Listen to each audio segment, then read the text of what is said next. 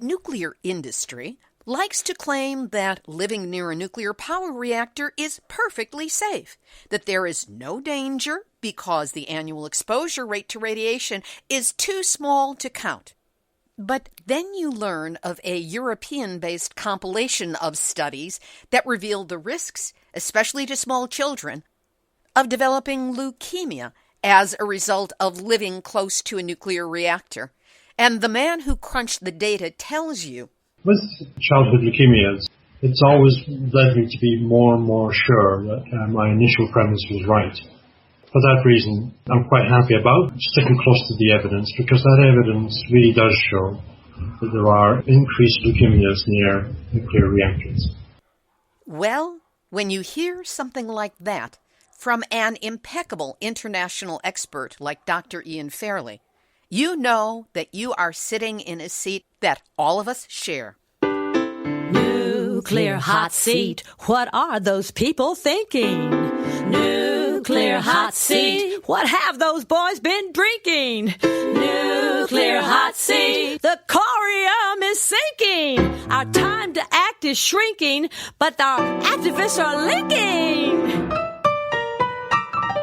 Nuclear hot seat, it's the bomb. Welcome to Nuclear Hot Seat, the weekly international news magazine keeping you up to date on all things nuclear from a different perspective. My name is Libby Halevi. I'm the producer and host, as well as a survivor of the nuclear accident at 3 Mile Island from just 1 mile away. So I know what can happen when those nuclear so-called experts get it wrong. This week, we take a close-up look at the work of Dr. Ian Fairlie. He published an article in 2014 that correlated more than 60 separate international studies about health risks to small children living within 5 kilometers, that's about 3 miles, of nuclear reactors. He not only reveals the results of that study, but explains why the greatest danger from nuclear reactors comes in a very short period of time, and how the nuclear industry intentionally kept that information from the public. We will also have nuclear news from around the world, numbnuts of the week for outstanding nuclear boneheadedness, and more honest nuclear information than appeared this week in all mainstream media outlets combined. All of it coming up in just a few moments. Today is Tuesday, October 8, 2019, and here is the week's nuclear news from a different perspective. In Ohio, Attorney General Dave Yost has announced that his office is gathering evidence into possible election fraud tied to physically aggressive, quote, petition blockers hired by supporters of Ohio's nuclear bailout law. The petitioners are gathering signatures to put House Bill 6, the bill that led to the bailout of the nuclear industry in Ohio, on the November 2020 ballot. The bailout law, set to take effect on October 22nd, requires consumers to pay surcharges on their monthly electric bills, ranging from 85 cents at minimum for residential customers to $2,400 for big industrial factories, beginning in 2021. This is to fuel a $170 million a year fund, with the vast majority of that money going to rescue Ohio's 2 aging, decaying, and unprofitable nuclear power plants. Before the law's passage, First Energy Solutions, owners of the nuclear reactors, had said it would begin decommissioning its Davis-Besse nuclear plant by May 31st, 2020, and its Perry plant east of Cleveland a year later. That's because the plants have been unable to compete in this age of cheap and abundant natural gas. But a well-financed ad campaign by Generation Now, which is aligned with First Energy, has led to the reported harassment of people circulating the petitions against this bill. Ohio's Republican Attorney General said potential charges could be filed against someone found to have threatened or intimidated a person into not signing that petition. In California, Southern California Edison, the majority owners of the shuttered San Onofre nuclear reactors, has applied for permits to demolish the spent fuel pool from which nuclear waste is being transferred into containers for dry storage. The canisters are only 5/8 of an inch thick. Germany uses canisters that are close to 20 inches thick. Each one contains a Chernobyl's worth of radiation. There are 72 of them being loaded at San Onofre, and they will be held less than 110 feet away from mean high tide of the Pacific Ocean. The canisters have already been shown to be flawed or damaged, and we have new photos on that, which will be linked to on our website, nuclearhotseat.com, under this episode, number 433. There are lots more problems with the canisters, and we will link to an episode that contains that information.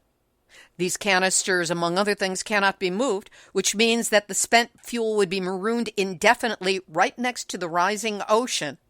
And without spent fuel pool infrastructure in place, there would be no place to put it. It would have to sit there until compromised. By the way, the canisters are only certified for 20 years, and the waste inside is radioactive for a half-life of 24,000 years. Do the math.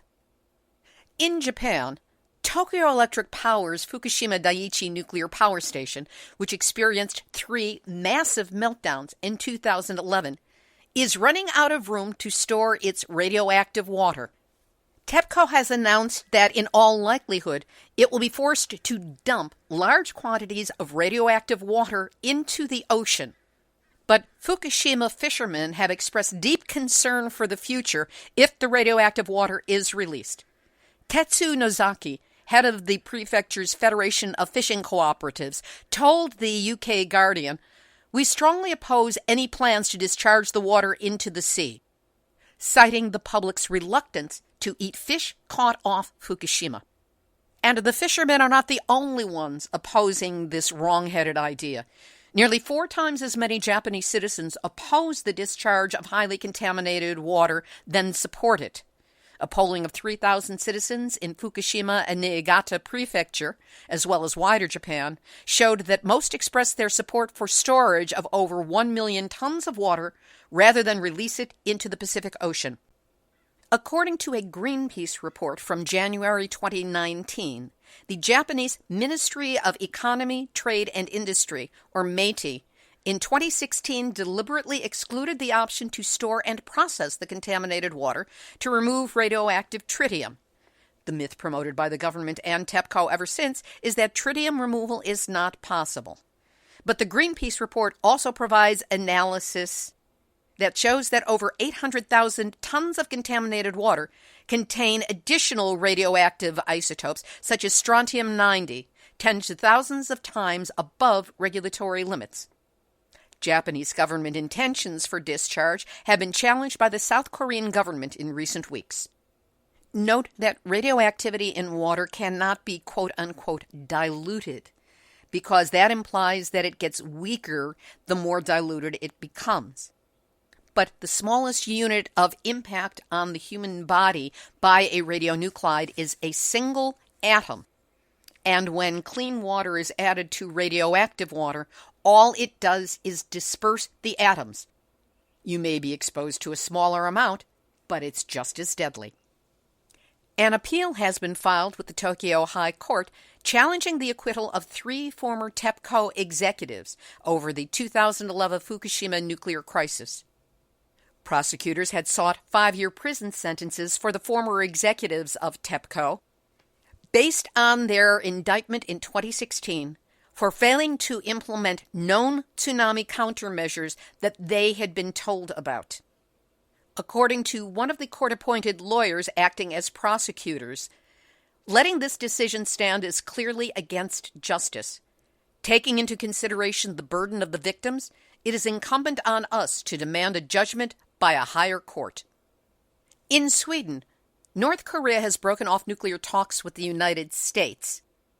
These talks were the first such formal discussions since U.S. President Donald Trump and North Korean leader Kim Jong-un met in June and agreed to restart negotiations that had stalled after a failed summit in Vietnam in February. North Korea's chief negotiator cast the blame on what he portrayed as U.S. inflexibility. saying the other side's negotiators was not, quote, give up their old viewpoint and attitude. The U.S. State Department said Kim's comments did not reflect, quote, the content or spirit of more than 8.5 hours of talks, and Washington had accepted Sweden's invitation to return for more discussions with Pyongyang in 2 weeks. In Greenland, an abandoned U.S. military base buried deep under the Greenland ice has shifted hundreds of meters towards the edge of the ice cap since it was built at the height of the Cold War. The base, powered by the world's first mobile nuclear reactor, was officially a research station, but its real aim was to launch nuclear missiles against the Soviet Union in the event of war. The missiles were to be stored in a network of tunnels, but engineering problems, along with objections by Denmark about the real nature of the base — Denmark was the one in charge of Greenland at the time — prompted the U.S. military to shut it down in 1966, confident that it would gradually be buried under the ice cap. But climate change has cast doubt on that theory because Greenland's ice is melting much faster than the historical average. And speaking of climate change, rising temperatures and rising seas are creating an ongoing menace to nuclear power. Unfortunately, in January, the NRC voted in a 3-2 decision to water down recommendations from its own staff to reevaluate seismic and flooding hazards at nuclear sites. Commissioner Jeff Barron wrote in his dissent, "This decision is nonsensical.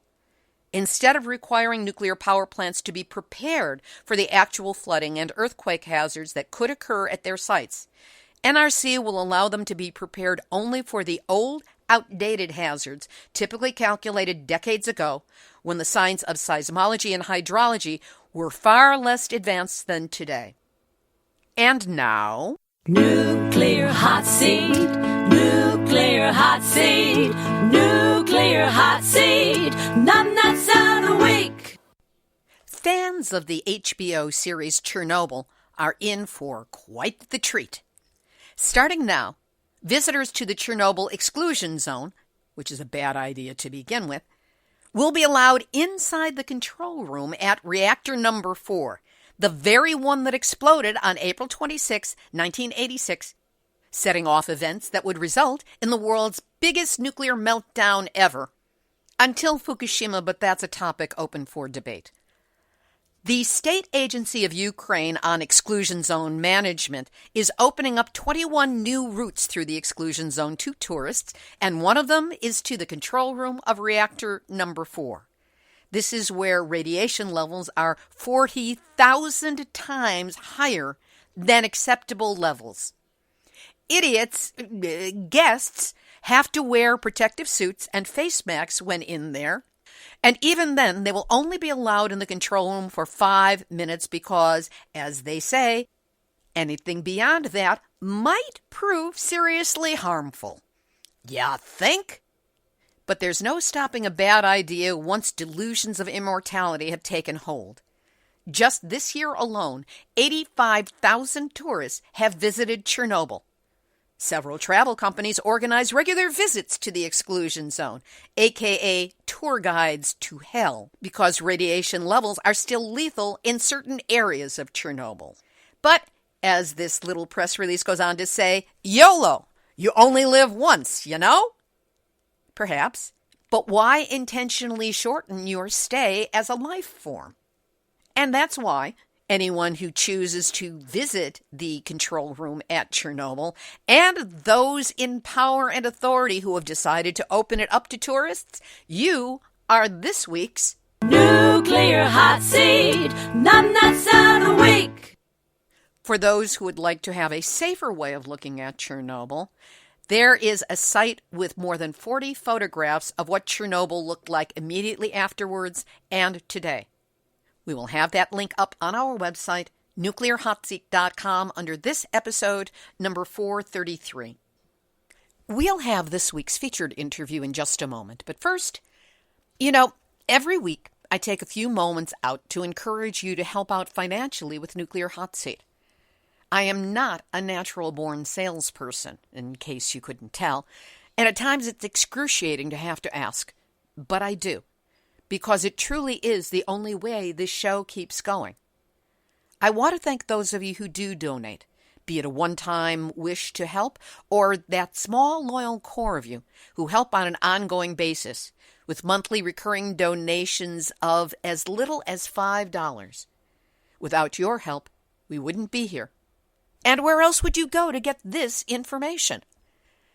Nuclear Hot Seat is pledged to provide news stories on a wide range of nuclear topics with information that is verifiably sourced and fact-checked for accuracy. Plus, we provide eye-opening interviews with people who are genuine experts on the nuclear industry, even if they're not in the nuclear industry. And actually, it's better that way. But you know, to keep the show going, we incur weekly, monthly, and annual costs, plus the occasional surprises.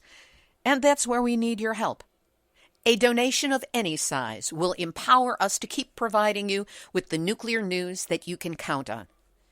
It's easy to do so. Just go to nuclearhotseat.com and click on the big red donate button.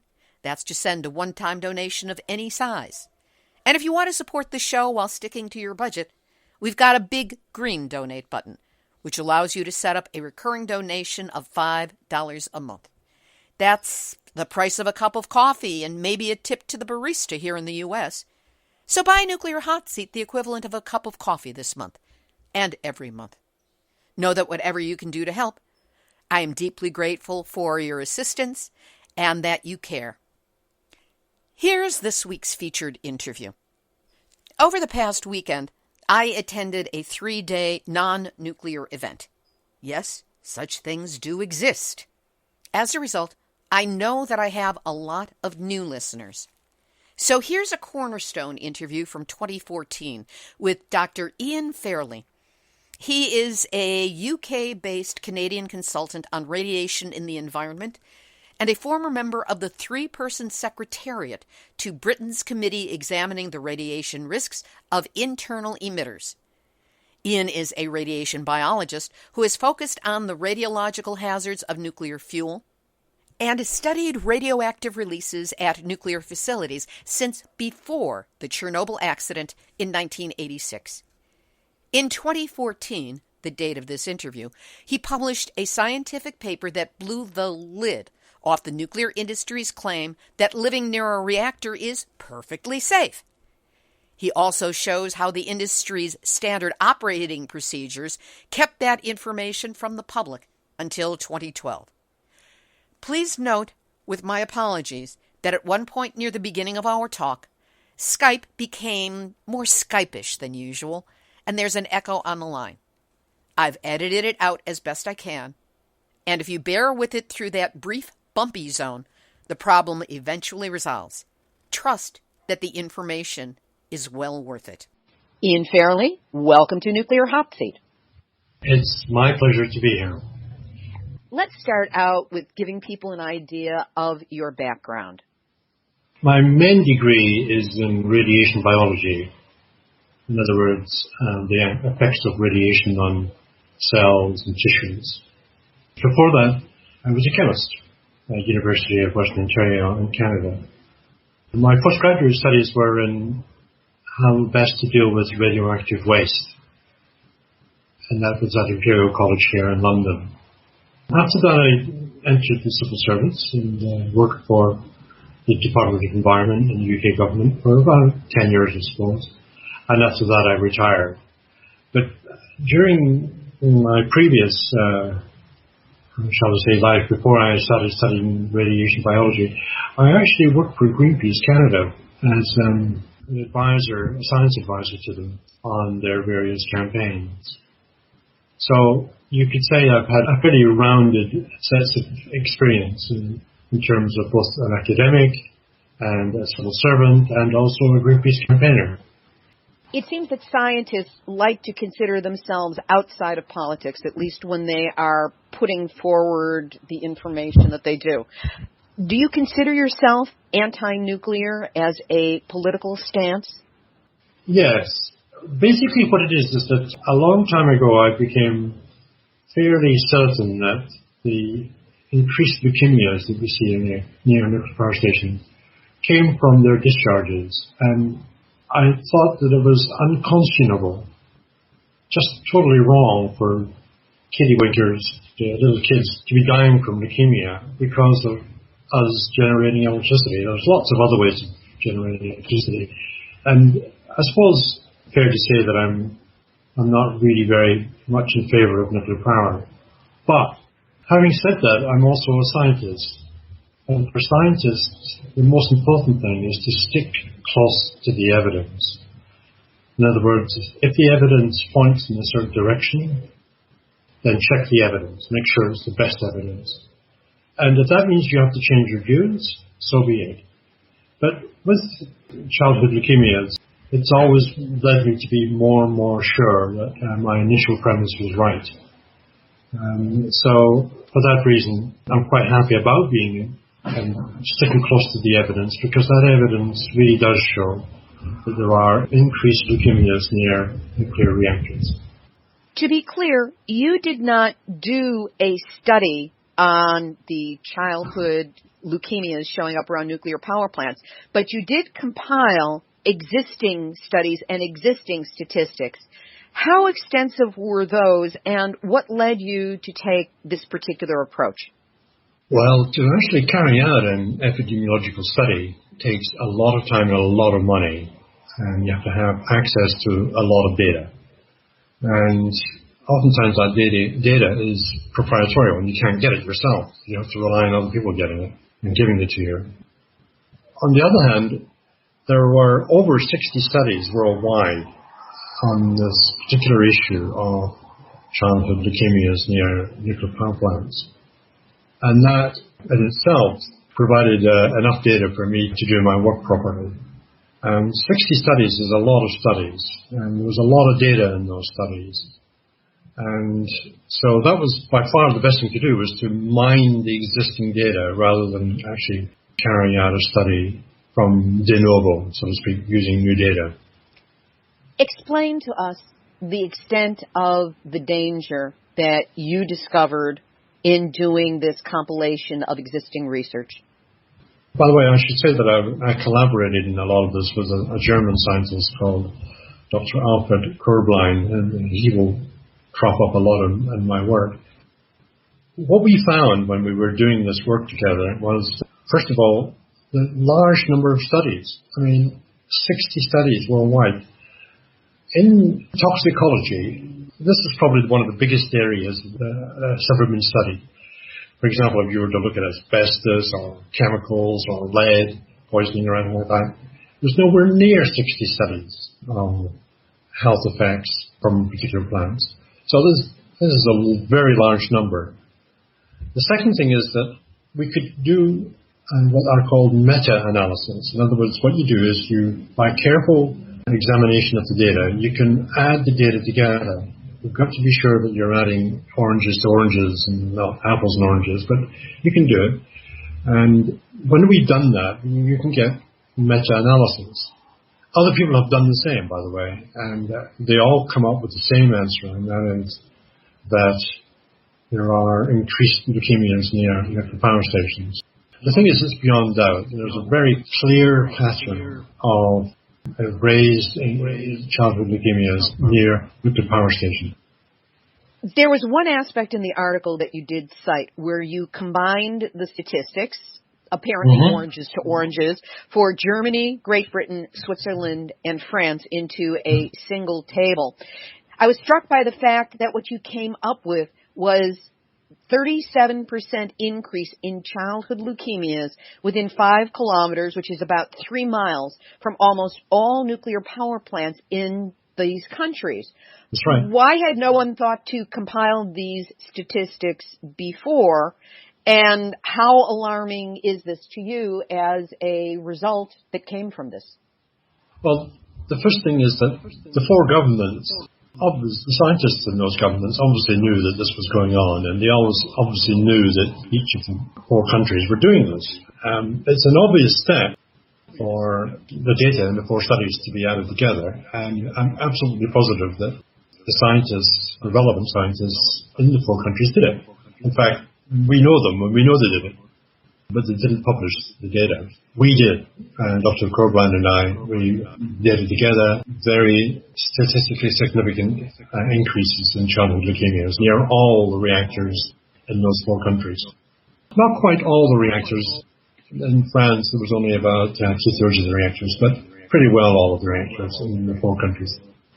What conclusions can be drawn, or did you draw, from the compilation that you put together?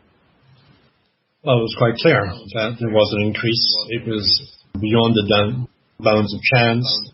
This wasn't a fluke finding. This meant that it was clear that there were increases near NPPs and that we had to move on to the reasons for that and the energy policy consideration. When did you start this? The actual study itself was commissioned by the organizers of a conference in the UK in 2012. And myself and many other contributors to the conference, all the proceedings of the conference were going to be published in a journal. The problem was that my article or my talk was very controversial.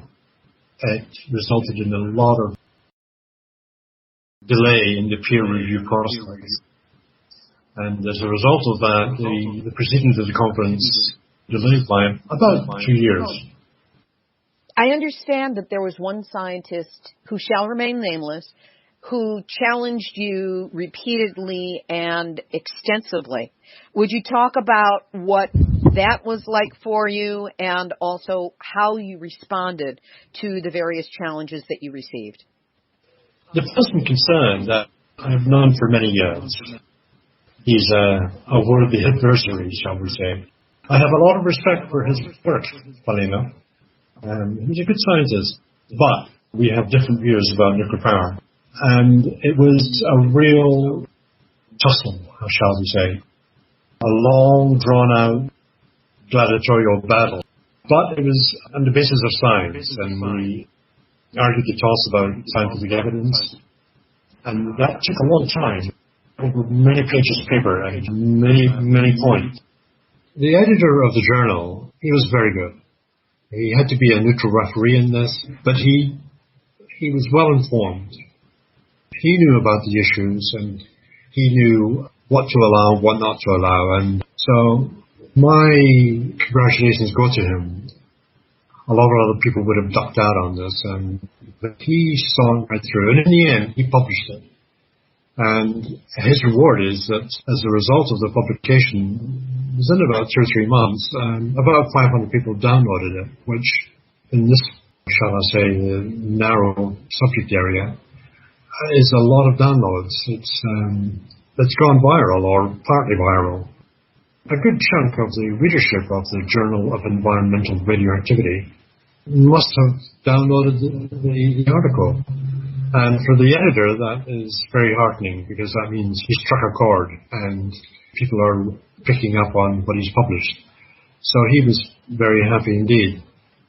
There is one other thing I should mention, and that is that I waited for about 3 months after the publication before I went onto the web with my own blog on this. And that is to give time to readers to point out any errors or omissions or bits where I've got it wrong or whatever maybe in the article.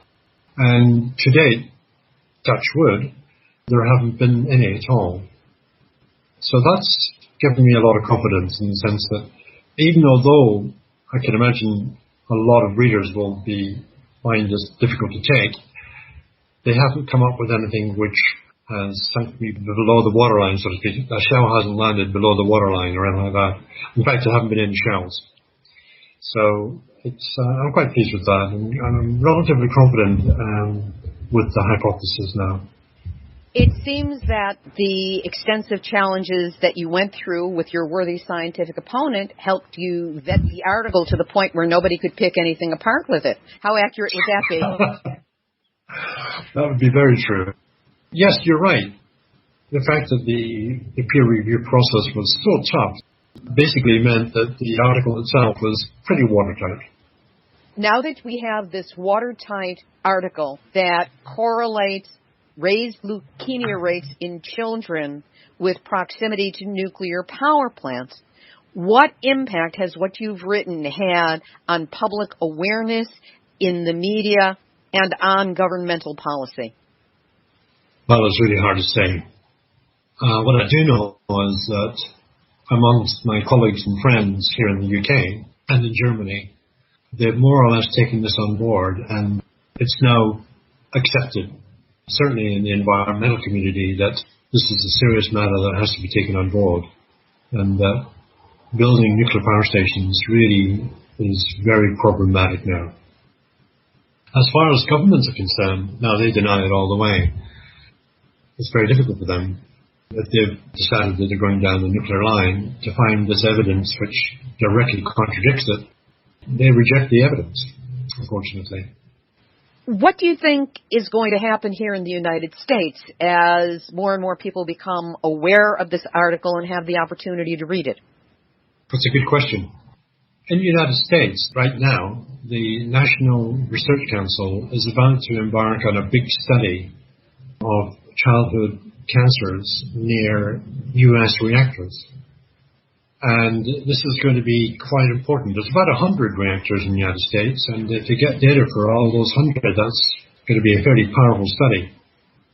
Now, what this study that I've produced says that in the rest of the world, the evidence is crystal clear.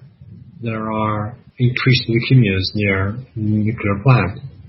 So I'm pretty sure that government scientists in the United States will have read the article. Indeed, given the fact that there's been so many downloads, and the consultant that looks after my website says, a good chunk of those, like about half, are from the United States. That means that the scientists who can in the United States, they know about the study, for sure. So that, say, 200, 300 scientists in the United States have downloaded this and have read it, they must be aware in government circles of this article, and it must figure somehow or other in their thinking. I'm not sure whether they will like the article in the sense that it's bad news for them, particularly in the Department of Energy in the United States, but nevertheless the evidence is there. There is one other thing, and that is that the United States Environmental Protection Agency is consulting on proposals to relax the limits for radiation doses from U.S. nuclear power stations. This study flies right in the face of that. It says, if anything, it should be the other way around. They should be tightening, not relaxing radiation limits near U.S. reactors. So there's two things going on in the United States right now. Both of them are addressed by my article, and it's difficult for me to predict what's actually going to happen. I have a number of friends in the United States, quite a few in fact, and they have said to me that they are surprised and amazed at the findings in my study. They say that it has clear implications for what's going on in the United States. So my reaction would be, well, the jury's still out. Watch this space. Let's see what happens. To what extent do you think it would be possible for the U.S. to put together a study this massive and somehow come up with different results than what you came up with in examining 60 other studies? Well, the first thing is that if they do what we did, in other words, we restricted this to children under 5, and also the exposure area to less than 5 kilometers, i.e. under 3 miles, it would be extremely surprising if they found anything different than we found. The reactors that we're talking about are the similar reactors to the United States, pressurized water reactors and boiling water reactors. So it would be very difficult. One of the key things I'd like to mention to your listeners is this. Up until 2012, we didn't really know what happened with emissions from nuclear reactors. The only data that we had was annual data. So many becquerels or pettabecquerels or gigabecquerels per annum from a reactor. We didn't really know the time pattern. Now we do. Now we know that the large majority, say 2/3, 3/4 of the annual emissions from a reactor occur just once during one spike. And that spike occurs when the reactor is opened up to take out the old fuel and to put in fresh fuel. And during that time period, about a day and a half, the reactors are depressurized. In other words, the huge pressures inside the reactor are, well, they open up the valves and the radioactive gases shoot out.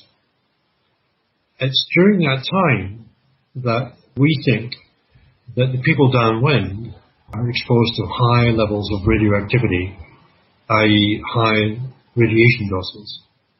And that phenomenon, in other words, that time signature of, instead of having even little bits of emissions throughout the 365 days, now you don't have that. You have one big massive spike, which happens over about a day and a half period. And that happens, roughly speaking, about once a year when the fuel rods are taken out, the old ones, and the new ones are put in. So that's important, very, very important, because it results in doses which are at least 20 times higher, and maybe even as much as 100 times higher. I discuss this in my article. So that's a major worry, and that's something that's going to have to be addressed by both the US EPA and also the National Research Council in its future studies. They're going to have to address this big spike in emissions each year from every reactor. That's stunning because, of course, by averaging out over a year, it seems Yes. like it would be a much lower thing. Dose. You wouldn't have to worry about it. It wouldn't be a dose that would be damaging, low level, blah, blah, blah. But what you're saying is that the majority of that happens at a predictable time when the fuel rods are being switched out and there is no notice, no awareness, no Correct. sirens going off, no protection, no Correct. awareness. Correct. Indeed, I've said to a number of nuclear operators, look, why don't you do this at nighttime when people are in bed? Mm-hmm. Why don't you do it when it's really, really windy out and it's not raining? The rain brings the radionuclides back to Earth. When it's windy, you get massive dispersion. But if it's very calm, then it just drifts everywhere and you get big doses. No response. Libby, there's one other thing a little story I'd like to tell you, which might interest your readers. This time pattern, these spikes, have been hidden from us ever since the beginning of the nuclear power program back in the 1950s, or late 50s, early 60s. Nobody knew about them, apart from the people who worked in the nuclear industry, and they kept really quiet about it. What happened was that some German scientists who were anti-nuclear began to suspect that there was something funny going on here. So back in 2012, when the regional government of Baden-Württemberg became red-green. By red-green, I mean it was governed by a coalition of socialist and green parties, rather than the Christian Democrats, who are sort of more conservative in their views. The first thing they did was this German red-green coalition was that they demanded their nuclear regulator give them data, give the energy minister data on the half-hourly emissions from the nuclear power plants in their area in Baden-Württemberg. This is intriguing. The energy minister was a woman. I'm afraid I've forgotten her name, and I haven't got it written down, but she was a very powerful and determined lady.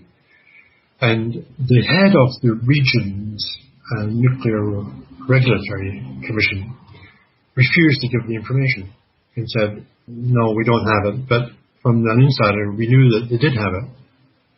And so the German energy minister said, you will put this data on my desk on Monday morning or you will be fired. And he said, I don't believe you. She said, right, I want on my desk on Friday afternoon your resignation letter undated. And he had to bring his letter, resignation letter, undated, and she put it in the drawer and said, right, if I don't get this information on Monday morning, I am putting a date on this letter. That's what she did. In other words, she was playing hardball.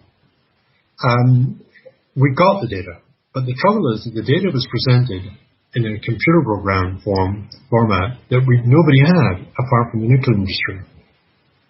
So we demanded the data in a sort of user-friendly form, and they said, no, you asked for the data, you got it, we're not helping you anymore.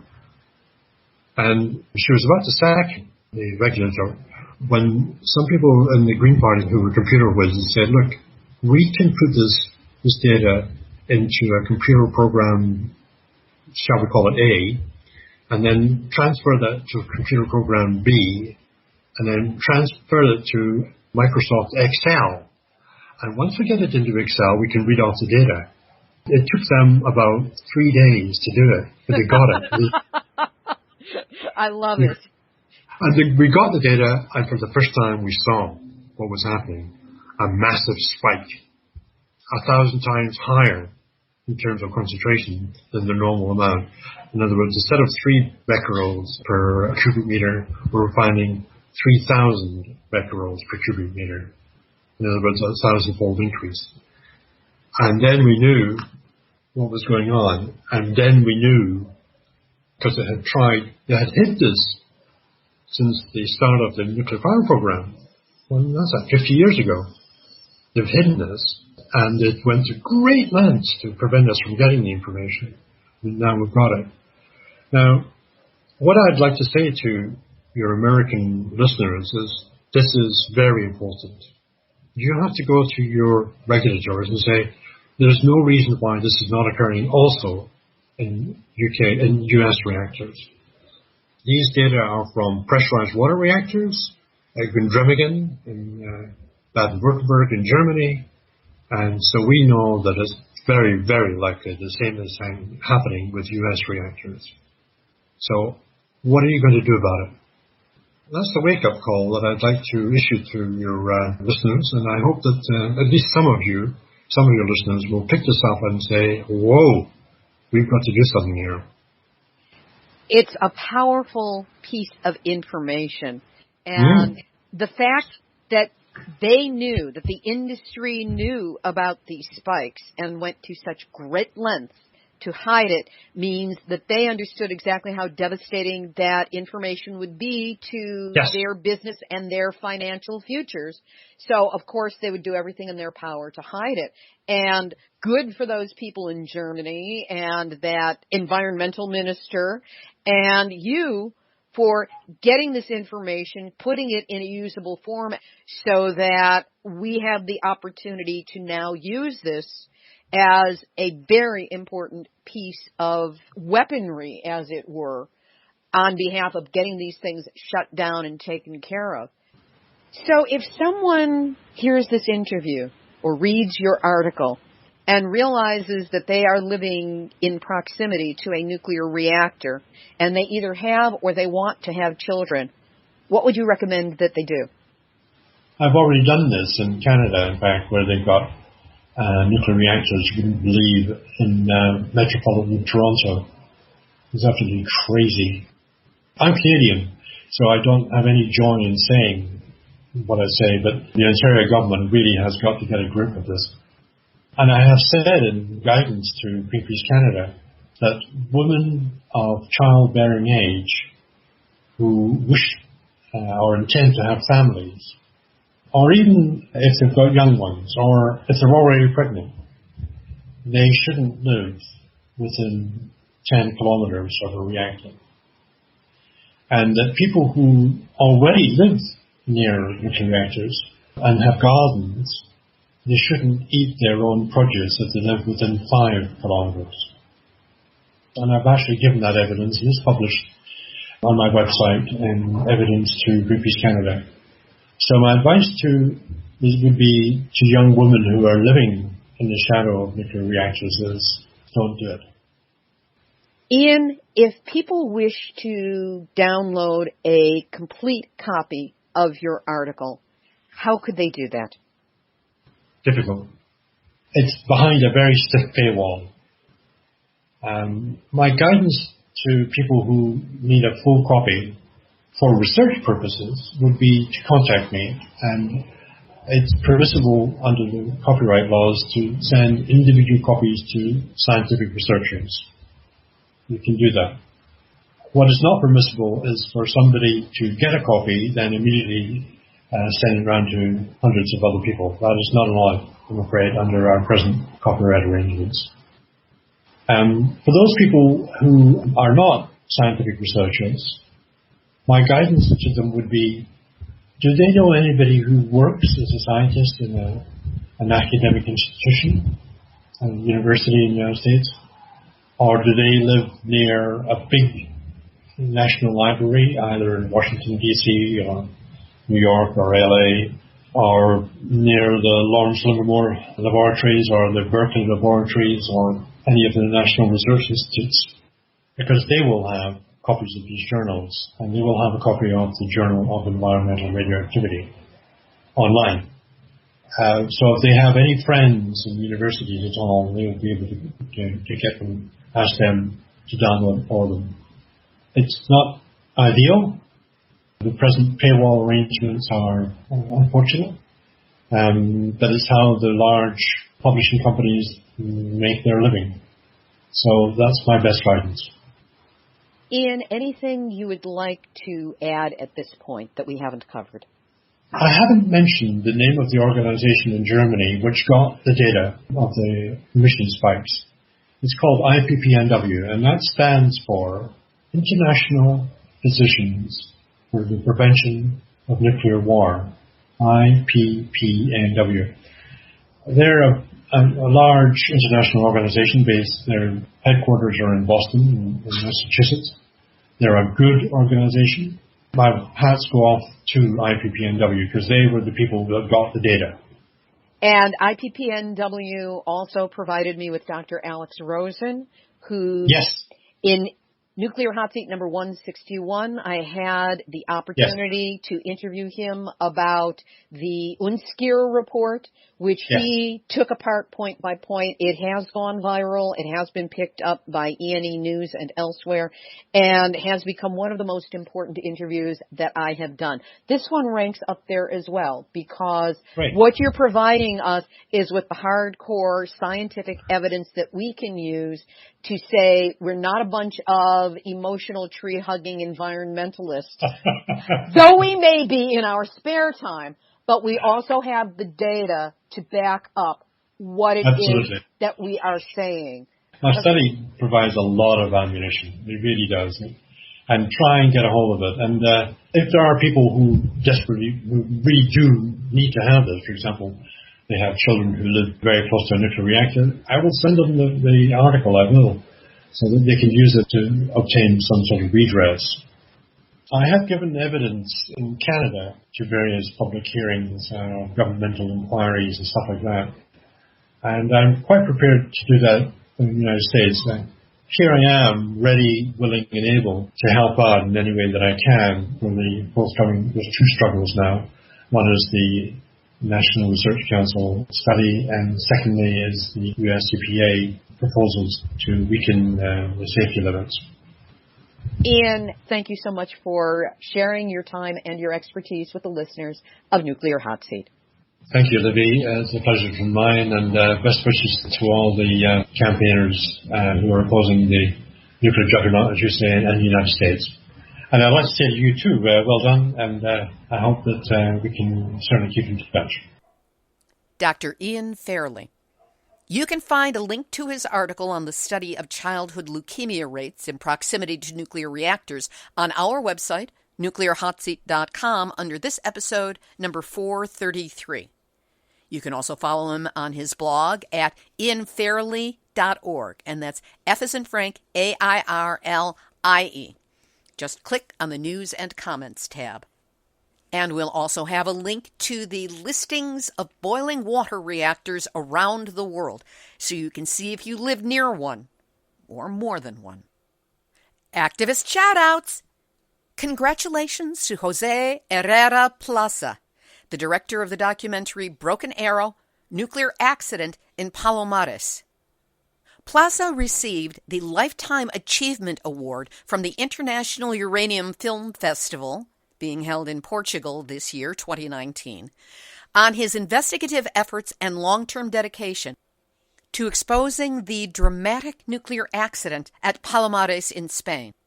It was the crash of a U.S. military aircraft carrying 4 nuclear bombs on board. It happened in 1966. Plaza was honored for his commitment to ensure that this accident, which caused a permanent contamination of parts of Palomares with radioactive plutonium, will not be forgotten. And we'll provide a link to an article from Fairwinds Energy Education and Maggie Gunderson about whistleblowing, something she and her husband, Arnie Gunderson, who is chief engineer at Fairwinds and has more than 45 years of nuclear power engineering experience, have dealt with firsthand. It's a powerful article that builds upon my interview with Arnie about what his whistleblowing on nuclear safety did to his life. That's in Nuclear Hot Seat number 417 from June 18, 2019, and we will link to that episode as well. Here's today's final thought. The callousness of the nuclear industry seems to have no limits.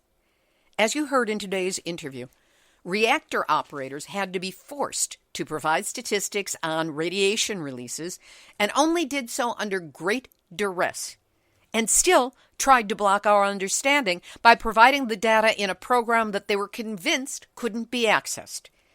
You might ask, what do they have to hide?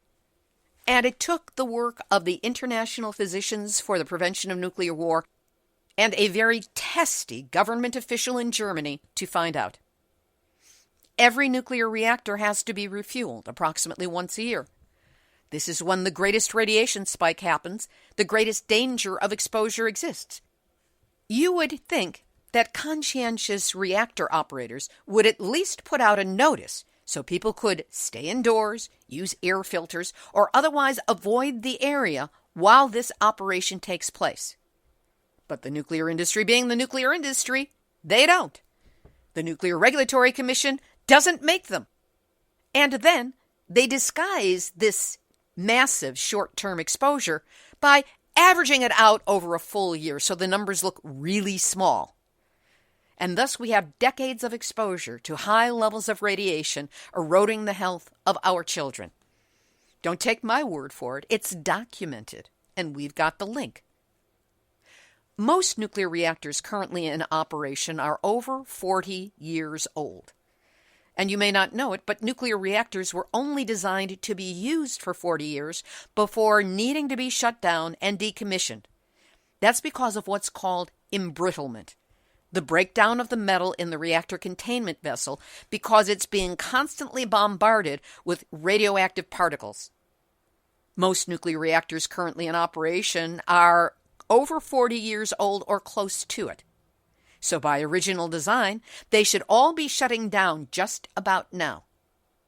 But the completely captured Nuclear Regulatory Commission has never met a license renewal application that it didn't like, and has repeatedly granted 20-year extensions to nukes, even as the industry has started embedding talking points to have us consider life after 60, meaning an additional 20-year extension on the license after this first 20-year extension. 80 years of operation for a deadly technology that was only supposed to run for 40 years? This is madness. And the older a reactor gets, the more dangerous it gets, the more likely to develop cracks, operational problems, glitches, and radiation releases into the community beyond those that happen during refueling. Consider it this way. How reliable would you consider a 40-year-old car that's been in constant heavy use? How about a 60-year-old car? Would you trust it to run full out, cross-country, without blowing a gasket or an engine? At least with the car, if that happened, all you would have as a result is a big repair bill. But with a nuclear reactor, you could, and according to this report very likely would, end up with desperately ill children. No need for electricity, is worth the poisoning of our kids. That's not a quid pro quo. It doesn't equal out.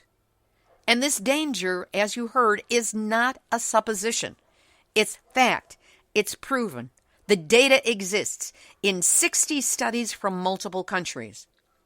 To take off from a slogan out of the 1960s, nuclear reactors are not healthy for children and other living things. The right time to shut down this technology and replace it with genuine renewables like solar and wind was 40 years ago. The next right time is right now. This has been Nuclear Hot Seat for Tuesday, October 8, 2019.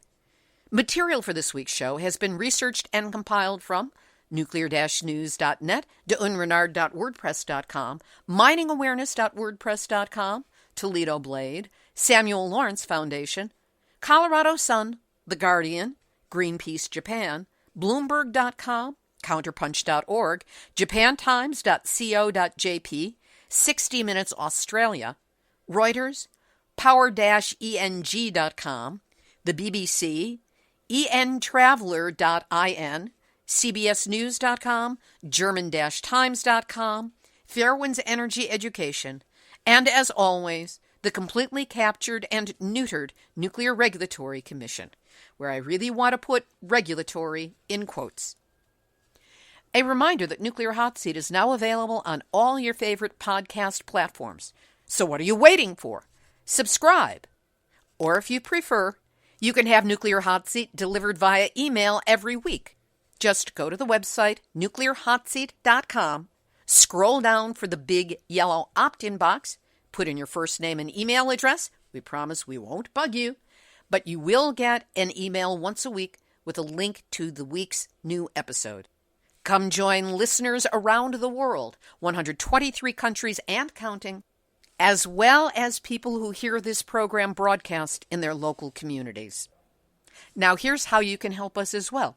Nuclear Hot Seat is dependent upon people on the front lines, on the ground in nuclear battles around the world, to keep us up to date on what's happening so that we can then convey the truth to others.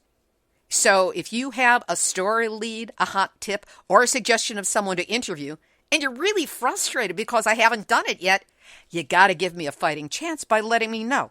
So send an email to info@nuclearhotseat.com. And if you appreciate weekly verifiable news updates about nuclear issues around the world, take a moment to send a donation of any size to nuclearhotseat.com. As always, we are grateful for your support. Nuclear Hot Seat, this episode, is copyright 2019, Libby, Halevi, and Hardestry Communications. All rights reserved, but fair use allowed as long as proper attribution is provided. Just tell people where it came from and you can use the information. This is Libby Halevi of Hardestry Communications, the heart of the art of communicating, reminding you that we can always come up with the date that a nuclear emergency begins, but we can never come up with a date when it's over, because once it starts, because of the radiation released, it is never over. There you go. You have just had your nuclear wake-up call. So don't go back to sleep, because we are all in the nuclear hot seat. Nuclear hot seat. What are those people thinking? Nuclear hot seat. What have those boys been drinking? Nuclear hot seat. The corium is sinking. Our time to act is shrinking, but our activists are linking. Nuclear hot seat. It's the bomb.